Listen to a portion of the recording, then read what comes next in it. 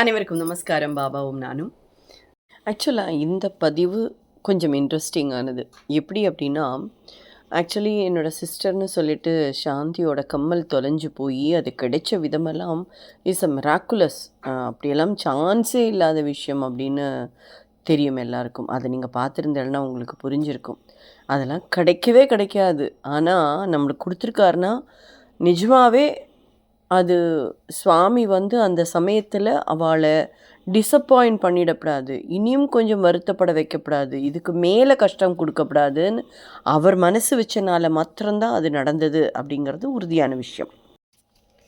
அந்த மிராக்கில் நான் ஆக்சுவலாக உமாஜி, அதாவது இந்த கனடாவில் வழிப்பறி அப்படின்னு சொல்லிட்டு ஒரு பதிவு போட்டிருப்போம் இல்லையா, அந்த பதிவில் உமாஜின்னு சொல்லி ஒருத்தருக்கு நடந்த அவளோட சம்பவத்தை நம்மளுக்கு ஷேர் பண்ணியிருந்தான்னு நான் சொல்லியிருப்பேன்.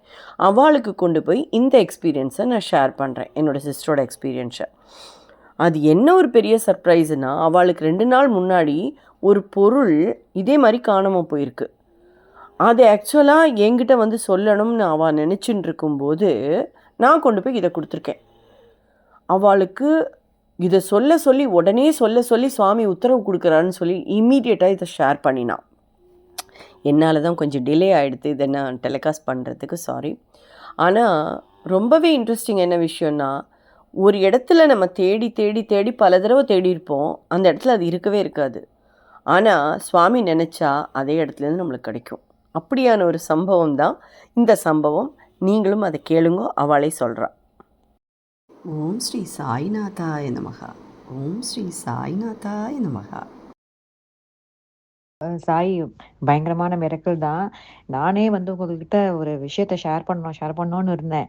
அதை நான் உங்ககிட்ட ஷேர் பண்ணவே இல்லை. அது பாபாவே நினைவுபடுத்துகிற மாதிரி இருக்குது. போன ஃப்ரைடே என்ன இருந்தது, நான் ஸ்கூல்லேருந்து வீட்டுக்கு வந்தப்ப சாவி திறந்துட்டு உள்ளே வந்தேன் நான். ஏன்னா நான் அன்னைக்கு யூஸ்வலாக நாங்கள் போட்டின்லாம் போக மாட்டோம் ரொம்ப.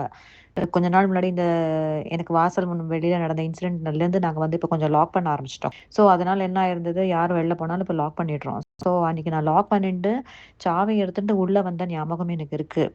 நான் பேக்கில் போடலை நான். அப்புறம் இங்கே எங்கே கொண்டு வச்சேன்னு எனக்கு தெரியல. அப்புறம் கிளம்பும்போது நான் சாவி எங்கேன்னு தேடுறேன், எனக்கு கிடைக்கவே இல்லை. ரொம்ப லேட் ஆகிடுது, எனக்கு ஸ்கூலுக்கு போக வேண்டியிருந்தது எனக்கு. சரி, நான் என்ன பண்ணேன், பூட்டாமல் போயிட்டு இவருக்கு ஃபோன் பண்ணி சொன்னேன், இந்த மாதிரி நான் வீட்டை பூட்டாமல் தான் வந்துட்டேன், எனக்கு சாவி எங்கேனே தெரியல, நீங்கள் போய் கொஞ்சம் தேடி பாருங்கள். நான் மேலே பெட்ரூமுக்கு வந்திருந்தேன், ஏதோ கார்டு எடுக்கிறதுக்கு, ஒரு வேளை அங்கே வச்சுட்டேனான்னு போய் பாருங்கள், எனக்கு சரியாக ஞாபகம் இல்லைன்னு. இவரும் அதை பார்த்துருக்காரு, இவருக்கும் கிடைக்கவே இல்லை.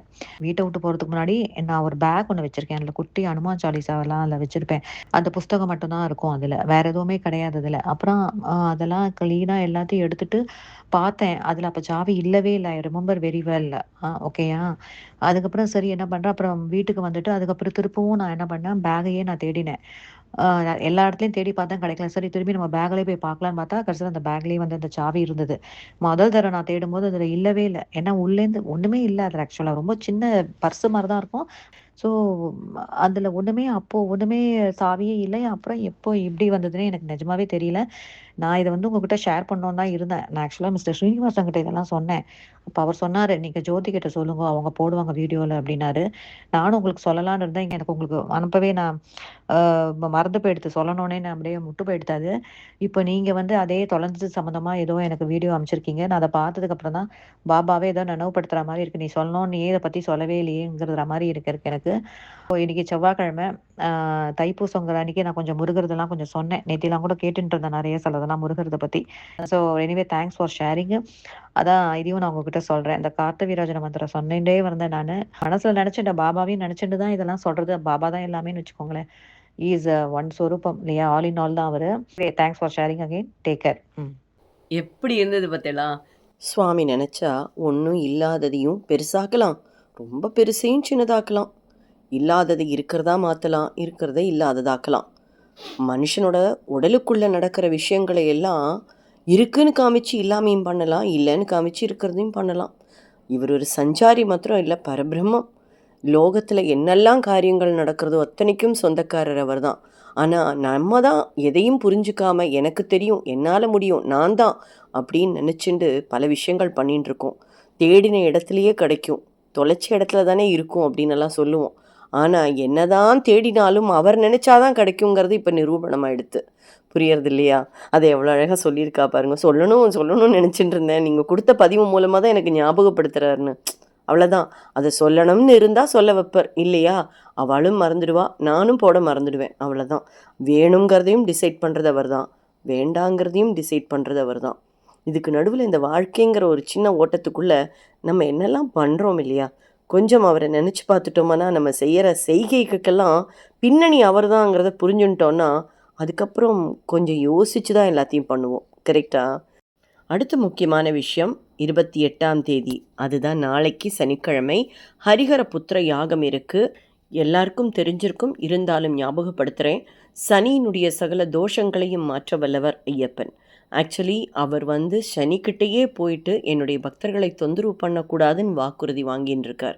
அதாவது சனியினுடைய தோஷத்தால் அனுபவிக்க போகிற அத்தனை பலன்களையும் தன்னுடைய பக்தர்கள் ஒரு மண்டலம் விரதத்திலேயே கடைபிடிச்சு அந்த துன்பத்தை அனைத்தையும் அனுபவிச்சிடுவா. அதனால் என்னுடைய பக்தர்களை தொந்தரவு பண்ணக்கூடாது அப்படின்னு அவர் வாக்கு வாங்கின்றதுனால கண்டிப்பாக இதை சுவாமி நமக்கு அருளியிருக்கார்.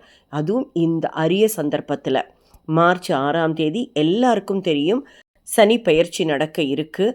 அதற்கு முன்னதாகவே கொடுத்துட்டார். ஏகப்பட்ட பேருக்கு இப்போவே புரிஞ்சிருக்கும் சனியினுடைய பெயர்ச்சி நடக்கிறதுனா சும்மாவா, 15 நாளைக்கு முன்னாடியே காட்டுன்னு காட்டிடுவார். அப்பா அப்படிங்கிற மாதிரி இருக்குது. இன்னொன்று நான் சொல்லிகிட்டே இருந்தேன் தெரியுமா, பல்லு பிரச்சனையாக இருக்குன்னு. அதற்கு அதிபதியே நம்ம ஆளு தான். யார்? சனீஸ்வர பகவான் தான். ஒரு இடத்துக்கு நம்மளை கூட்டிகிட்டு போய் நம்மளை வச்சு செய்கிறாருனாலே புரிஞ்சுக்கலாம் அவர் தான் இதெல்லாம் பண்ணுறாருன்னு. இது கூட இல்லைன்னா எப்படிப்பா அப்படிங்கிற மாதிரி ஒவ்வொருத்தருக்கும் ஒவ்வொரு பிரச்சனையை கொடுப்பார். ஆனால் அதிலிருந்து நம்ம லேர்ன் பண்ணிக்கிறதுக்கு கண்டிப்பாக ஒரு வாய்ப்பையும் கொடுப்பார். எது முக்கியங்கிறத புரிஞ்சுக்க வைப்பார். அதுதான் சனீஸ்வர பகவான். அதனால் அவருடைய பெயர்ச்சிக்கு முதல்லையே ஒரு வாரத்துக்கு முன்னதாகவே இந்த ஹரிஹர புத்திர யாகம் நடக்கிறதுனா சுவாமி எல்லாம் தெரிஞ்சு தானே கொடுக்குறார். இது வரைக்கும் கலந்துக்கலைன்னா கண்டிப்பாக கலந்துங்க. கீழே தெரிகிற நம்பருக்கு காண்டாக்ட் பண்ணி உங்களுடைய பெயர், நட்சத்திரம், கோத்திரம், உங்களுடைய முகவரி எல்லாமே கொடுங்கோ. நேரடியாக வர முடியலைன்னா நீங்கள் உலகத்தினுடைய எந்த கோடியில் இருந்தாலும் சுவாமி அதை கொண்டு உங்கள் கையில் சேர்ப்பர். என்னது? யாக பிரசாதத்தோட மங்கள பொருட்கள் உங்கள் வீடு தேடி வருவது சுவாமி நிச்சயப்படுத்தியிருக்கார். இதுவரைக்கும் நடந்திருக்கு. ஸோ சுவாமியோட அனுகிரகத்தால் நடத்தப்படுற இந்த விஷயம் கண்டிப்பாக எல்லாருக்கும் நன்மையே தேடித்தரும் அப்படிங்கிற நம்பிக்கையோடு தான் சொல்கிறேன். ஸோ இன்னொரு ஃபென்டாஸ்டிக், சூப்பர் அப்படின்னு சொல்கிற மாதிரியான பதிவு அடுத்ததாக வர இருக்கு. மீண்டும் சந்திப்போம். ஓம் சாய்ராம், ஜெய் சாய்ராம்.